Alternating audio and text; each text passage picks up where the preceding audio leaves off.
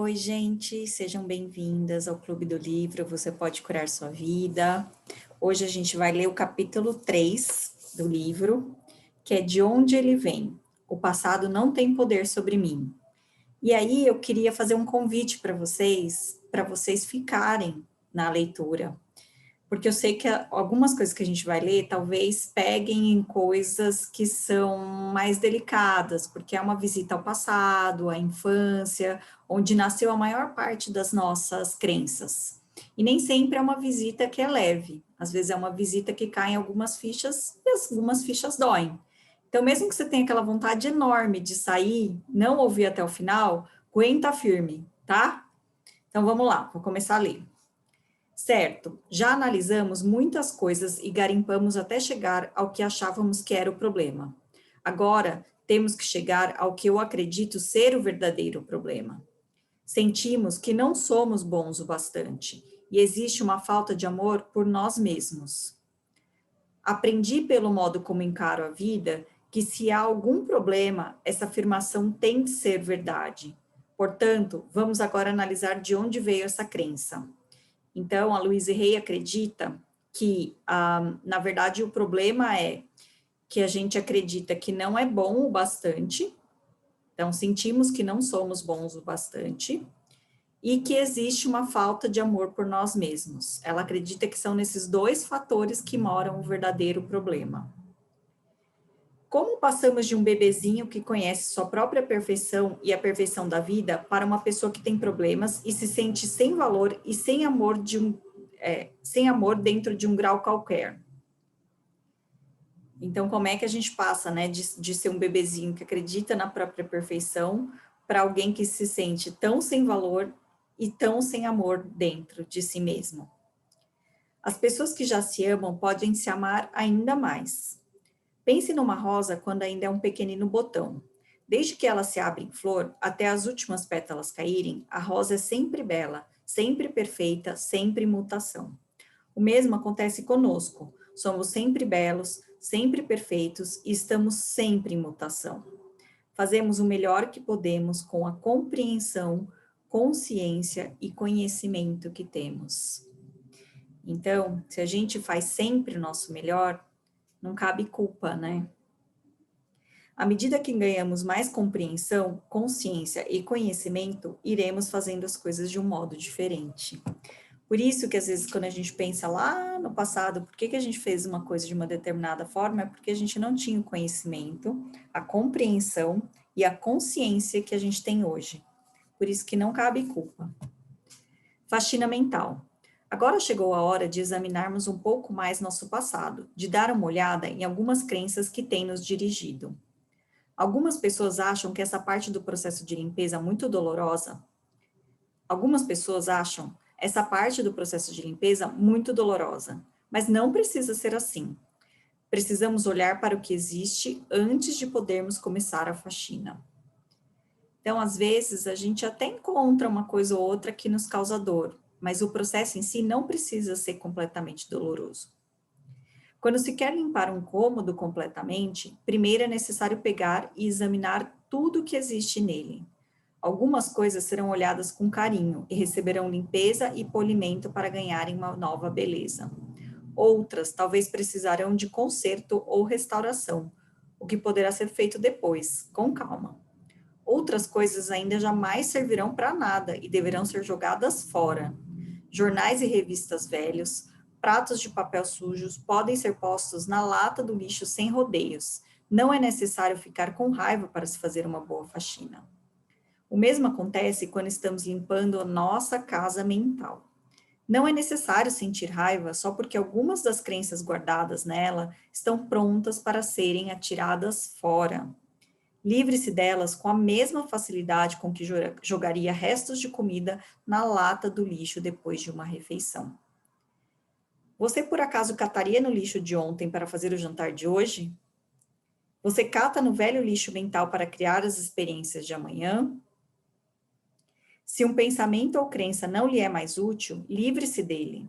Não existe nenhuma lei que diga que só porque você um dia acreditou em alguma coisa, é obrigado a acreditar nela para sempre.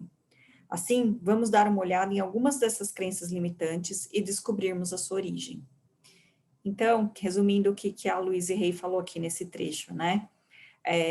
Esse processo de revisitar o que a gente tem aqui na nossa casa mental, né, na nossa cabeça, a gente vai encontrar coisas que a gente vai guardar, que não sabe, né, muito bem o que é para fazer, tem coisas que a gente vai saber de cara que é para jogar fora, que não serve para nada,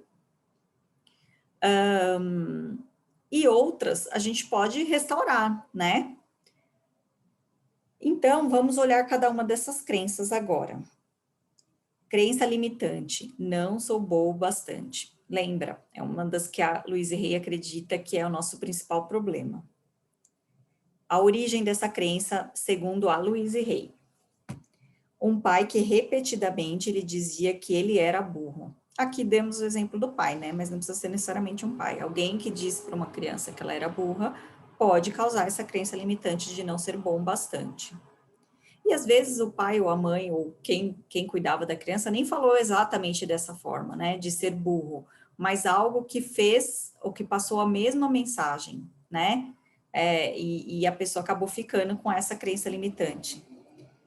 Ele falou que queria ser um sucesso para o pai, poder se orgulhar dele, porém estava assolado pela culpa, que criava ressentimento, e tudo que conseguia produzir era um fracasso após o outro. Esse é o cliente da Louise Hay. O pai continuava financiando negócios para ele, porém, um a um eles fracassavam. Ele usava o fracasso para se vingar do pai. Fazia o pai pagar e pagar e pagar. Claro, ele era o maior perdedor. Outra crença limitante que a Louise Hay menciona. Falta de amor por si própria. Volto a dizer, mais uma que a gente leu lá no começo do capítulo, que ela acha que é o verdadeiro problema. Também não se amar. A origem, segundo a Louise Hay, tentar ganhar a aprovação do pai. A última coisa que ela queria era ser como o pai. Os dois não concordavam em nada, estavam sempre discutindo. Ela só queria sua aprovação, mas só conseguia críticas. Seu corpo estava cheio de dores, exatamente iguais às que o pai tinha. Ela não percebia que a raiva estava criando dores nela, como a raiva do pai criava dores nele. Por isso que mais para frente a gente vai falar sobre a importância de liberar a raiva no método da Louise Hay. Outra crença limitante. A vida é cheia de perigos. A origem, um pai amedrontado. Outra cliente encarava a vida como sendo áspera e sombria. Tinha dificuldade em rir e quando o fazia, ficava com medo de que algo mal iria acontecer. Fora criada com a admoestação. Não ria ou eles poderão pegá-la. Ou seja, né, ela acreditava que a vida era cheia de perigos devido ao que ela ouvia, de que, de fato, a vida né, tinha muito perigo. Ela sempre ficava com medo de que algo poderia acontecer. Outra crença limitante, não sou bom bastante. Origem, estar abandonado e ignorado. Era difícil para ele falar. O silêncio tornara-se um modo de vida. Ele acabara de se livrar do álcool e das drogas e estava convencido de que era péssimo. Descobri que sua mãe morrera quando ele era muito jovem e que fora criado por uma tia. Essa mulher raramente falava, exceto para dar uma ordem. Portanto, ele foi criado em silêncio, até mesmo comia sozinho em silêncio e passava dia após dia no quarto, sem fazer barulho. Teve um amante que também era um homem silencioso, e os dois passavam a maior parte do tempo sem se falarem. O amante morreu e, mais uma vez, ele ficou sozinho. Esses exemplos todos que a Louise Hay está dando, vale também para você pensar, né? Quais são as crenças limitantes que você tem hoje, quais são as possíveis origens disso, né? Quais possíveis situações você passou, quais possíveis coisas você ouviu. E aí tem um exercício em seguida, mensagens negativas. O exercício que fazemos em seguida é pegar uma folha grande de papel, escrever uma lista de todas as coisas que seus pais disseram que estavam erradas com você. O que seus pais diziam que estavam erradas com você? Quais eram as mensagens que você ouvia? Que você só tirava nota baixa, que você era burro, que você era preguiçoso. Eu ouço muito essa de cliente, os pais dizerem para os filhos que eles são preguiçosos, que têm dificuldade de aprender, Isso também eu ouço muito em atendimento, esse reforço de que a pessoa tem dificuldade de aprender. Dê-se tempo suficiente para lembrar o máximo que puder. Meia hora geralmente é o bastante. E aí tem alguns temas para ficar mais fácil para vocês anotarem. O que os seus pais diziam sobre dinheiro? E o que eles diziam sobre o corpo? Ah, era gordinha, era magrinha demais. Eu tinha um apelido quando era criança, que tem a ver com isso, com o corpo que eu tinha quando era criança. Vai vendo. O que diziam sobre amor e relacionamentos? Diziam que era difícil encontrar um homem que presta, por exemplo?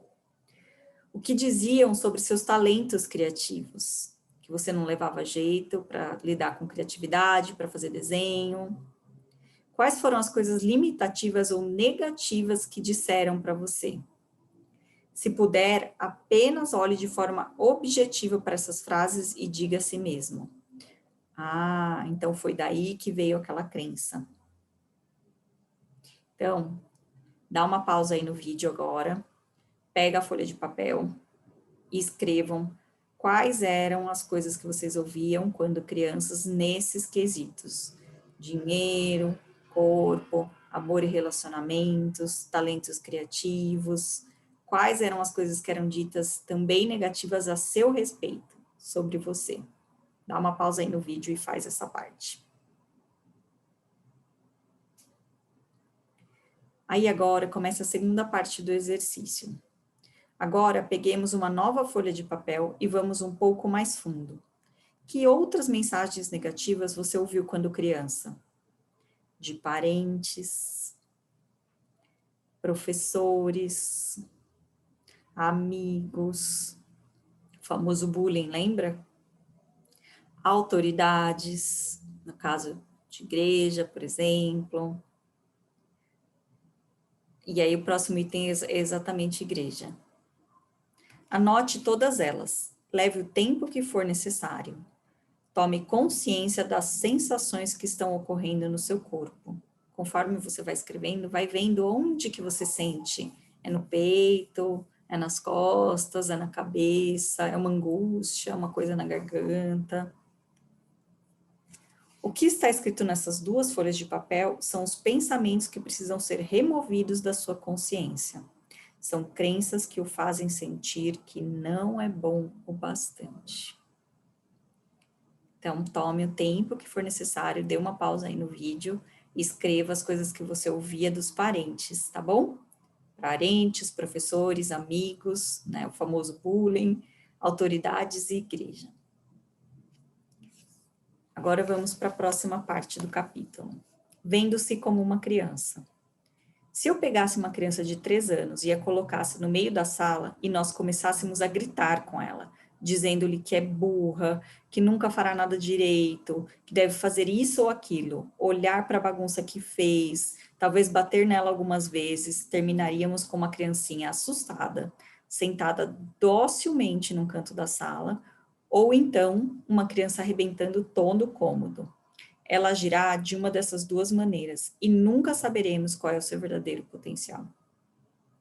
Então, lembrando, maltratou a criança, ela vai agir de duas formas. Ou ela vai ficar sentada docilmente no canto da sala, ou ela vai arrebentar tudo.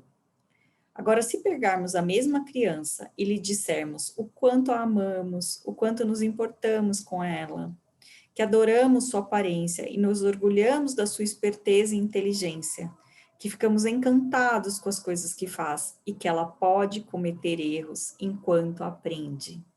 Vou ler de novo. Que ela pode cometer erros enquanto aprende. Que estaremos sempre do seu lado, tanto nas horas boas como ruins. O potencial dessa criança será ilimitado. Cada um de nós tem uma criança de 3 anos no nosso interior e, com frequência, passamos a maior parte das nossas vidas gritando com ela. A maior parte das nossas vidas, a gente age com a nossa criança interior, que é como nós falamos com nós mesmos, do primeiro jeito. Já repararam nisso? Depois ficamos imaginando por que nossa vida não funciona. Então, toda vez que vocês se pegarem numa conversa mental se criticando, achando que você agiu errado, que você foi burro, né, ou burra da forma como você fez, por que que você fez isso? Toda vez que você se pegar se criticando dessa maneira, pensa que é como se fosse esse adulto maltratando a criança. E essa criança não vai agir bem, ela não vai reagir bem. Ou ela vai ficar comportadinha, ou ela vai sair quebrando tudo. Lembra? E vocês podem escolher daqui para frente tratar a criança interior de vocês e vocês mesmos nessa conversa interna que vocês têm na cabeça de vocês de uma maneira diferente, de uma maneira mais dócil. Errou sem querer errar, errou porque está aprendendo. Vocês podem agir de uma maneira, conversar com vocês mesmos de uma maneira muito mais dócil. Se você tivesse um amigo que vivesse criticando, gostaria de estar sempre com ele? Eu não gostaria, não. É possível que você tenha sido tratado dessa forma quando criança, e isso é muito triste. No entanto, isso aconteceu muito tempo atrás. Se atualmente você está escolhendo se tratar da mesma forma, então é algo mais triste ainda. Agora, bem à nossa frente, temos uma lista das mensagens negativas que ouvimos quando crianças, foi aquele exercício que eu pedi para vocês fazerem há pouco. Como essa lista corresponde ao que você acredita estar errado com você? Quanto aquilo que você ouvia, você continua acreditando que está errado com você? São quase as mesmas coisas? Provavelmente sim. Baseamos nosso roteiro de vida em nossas mensagens de infância, aquilo que a gente ouvia quando a gente era criança. Éramos todos bonzinhos e aceitamos obedientemente o que eles nos disseram como sendo verdade. A gente aceitou tudo que a gente ouviu dos adultos. Seria muito difícil só culparmos nossos pais e sermos vítimas pelo resto da vida. Mas isso não teria graça nenhuma e, com toda certeza, não nos tiraria da encrenca em que nos encontramos agora. Ou seja, o papel não é a gente se fazer de vítima. Muito pelo contrário. Próxima parte do capítulo. Culpando a família. A culpa é um dos modos mais garantidos de se permanecer dentro de um problema. A culpa é um dos modos mais garantidos de se permanecer dentro de um problema. Seja culpando os seus pais por algo que te aconteceu lá no passado, seja você se culpando por algo que você fez. Quando culpamos alguém, estamos abrindo mão do nosso poder. A compreensão nos permite elevarmos acima da questão e assumirmos o controle do nosso futuro. O passado não pode ser mudado, o futuro é moldado pelo pensamento atual. Por isso que o ponto de poder está no agora, né? Você pode mudar agora o seu futuro. O passado já aconteceu, você pode mudar o que você pensa sobre o passado. É imperativo para a nossa liberdade entender que nossos pais estavam fazendo o máximo que podiam com a compreensão, consciência e sabedoria que tinham. Sempre que culpamos alguém, não estamos assumindo a responsabilidade por nós mesmos. Aquelas pessoas que nos fizeram todas aquelas coisas horríveis estavam tão assustadas e amedrontadas como você está agora. Sentiam a mesma impotência que você sente agora. As únicas coisas que podiam ensinar eram as que tinham aprendido. O quanto você sabe sobre a infância dos seus pais, especialmente antes dos 10 anos de idade? Se ainda for possível, descubra mais perguntando-lhes. Se conseguir mais informações sobre a infância de seus pais, você entenderá com maior facilidade por que fizeram o que fizeram. A compreensão resultará em compaixão. Provavelmente os seus pais fizeram o que eles sabiam fazer, eles não sabiam fazer nada diferente disso. Se você não sabe e não tem como descobrir, tente imaginar como deve ter sido. Que tipo de infância criaria um adulto como aquele? Você precisa desse conhecimento para sua própria libertação. Atentem à palavra, libertação. Você só poderá se libertar depois de libertá-los. Você só poderá se libertar depois de libertar os seus pais. Ou seja, como que você liberta os seus pais? Deixando de culpá-los pelo que te aconteceu. Você só poderá se perdoar depois de perdoá-los. Se exigir perfeição deles, exigirá a perfeição de você mesmo, o que o tornará infeliz a vida toda. A escolha dos pais. Concordo com a teoria de que escolhemos nossos pais. As lições que aprendemos parecem combinar perfeitamente com as fraquezas dos pais que temos. Acredito que estamos todos numa viagem interminável através da eternidade. Viemos a este planeta para aprendermos lições especiais necessárias para a nossa evolução espiritual. Escolhemos nosso sexo, cor e país e em seguida procuramos o casal perfeito para refletir nossos padrões. Nossas visitas a este planeta são como ir a uma escola. Se você quer ser esteticista, você vai fazer um curso de estética. Se você quer ser um mecânico, vai para a escola de mecânica. Se você quer ser um advogado, vai para a faculdade de direito. Os pais que você escolheu nessa vida eram um casal perfeito de peritos no que você queria aprender. Quando crescemos, temos a tendência de apontar um dedo acusador para os nossos pais e dizer: vocês me fizeram isso. Porém, eu acredito que nós os escolhemos. Eu falei no capítulo 1 sobre isso, né? Tem um documentário no Netflix do Tony Robbins que ele fala sobre isso. A mãe dele era viciada em remédio, né? Medicamentos. E ele fala que ter que lidar com isso enquanto criança fez ele ser o que ele é hoje. Então, como no meu ponto de vista, isso confirma o que a Louise Hay fala aqui. Você escolhe a família que você vem, por mais complicada, problemática, todos os traumas que você pode ter sofrido, para que você se desenvolva onde você precisa se desenvolver, dando ouvidos a outros. Nossos irmãos e irmãs mais velhos são deuses para nós quando somos pequenos. Se eram infelizes, provavelmente eles contaram em nós, tanto física como verbalmente. Porém, ter dito coisas como: vou contar tudo o que você fez, estilando a culpa. Que irmão que não faz isso, né? Você é pequenininho, não pode fazer isso. Os irmãos mais velhos para os mais novos. Você é bobo demais para brincar conosco. Isso também provavelmente quem teve irmão ouviu. Os professores muitas vezes nos influenciam muito. Quando eu estava no 5º grau, uma professora me disse enfaticamente que eu era alta demais para ser dançarina. Acreditei nela e pus de lado minhas ambições no campo da dança, até estar velha demais para começar uma carreira como dançarina. E aqui eu acho que o convite é o quanto nós, como adultos, podemos ter um pouco de cautela sobre o que falamos para as crianças.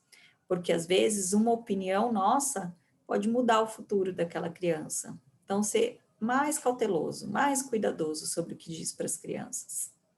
Você compreendeu que exames e notas eram só para ver o seu grau de conhecimento numa época determinada, ou foi daquelas crianças que deixavam medir seu valor? Olha que importante isso. Nota era para medir apenas o conhecimento, não era para medir o seu valor. Quantas vezes as crianças acham que é para medir o valor delas diante da vida, diante dos pais, diante delas mesmas? Era para medir apenas o conhecimento.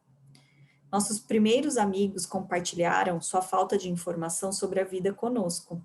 Nossos coleguinhas podem caçoar de nós e deixar mágoas perenes. Quando eu era criança, sofri muito porque meu sobrenome era Looney e os meninos me chamavam de lunática. Nos meus atendimentos aparecem também muitos casos de bullying, de coisas que foram ouvidas de colegas e que marcaram para sempre o que a pessoa acredita sobre ela. São crenças que a gente precisa mudar nos atendimentos. São muitas de origem de colegas de escola. Os vizinhos também exercem influência, não só por causa do que dizem, mas porque também nos perguntamos: o que os vizinhos vão pensar? Eu ouvia muito isso na minha casa. O que os vizinhos vão pensar? Para de chorar, o que os vizinhos vão pensar? Ouvi. Para de gritar, o que os vizinhos vão pensar? Para de fazer bagunça, o que os vizinhos vão pensar? Nossa, demais.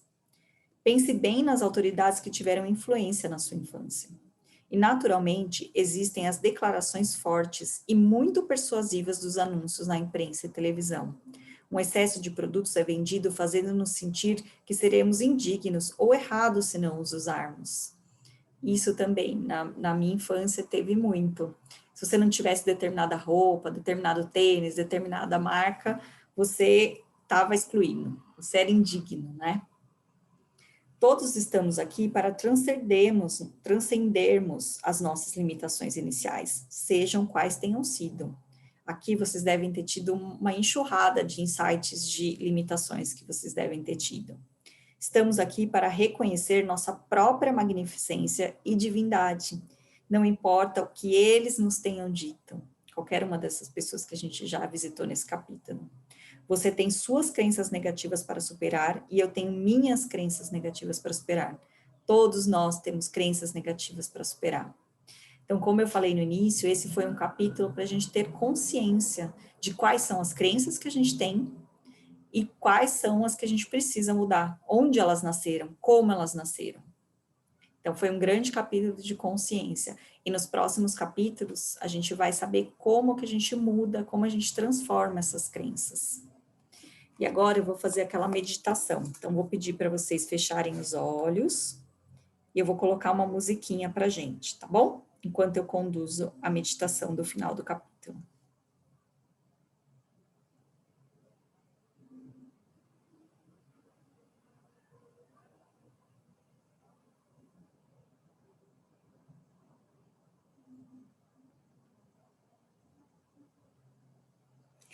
Tem que colocar uma música que o YouTube não bloqueia.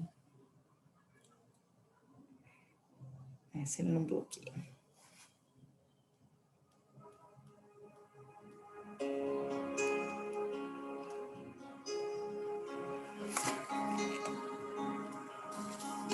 Feche os olhos. Faça uma inspiração profunda e uma expiração profunda.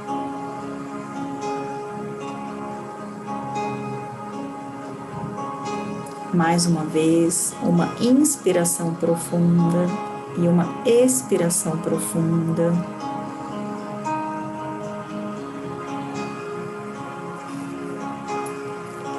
Na infinidade da vida onde estou, tudo é perfeito, pleno e completo. O passado não tem poder sobre mim, porque estou disposta a aprender e mudar. Vejo o passado como necessário para me trazer até onde estou hoje. Eu estou disposta a começar bem aqui, onde estou agora, a limpar os cômodos de minha casa mental.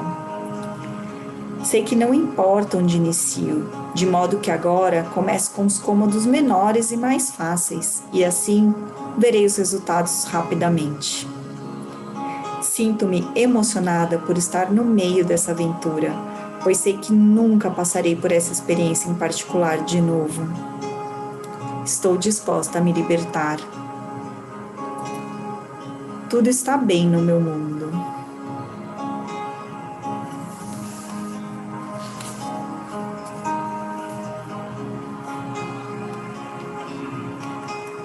Pode fazer uma inspiração profunda e uma expiração profunda.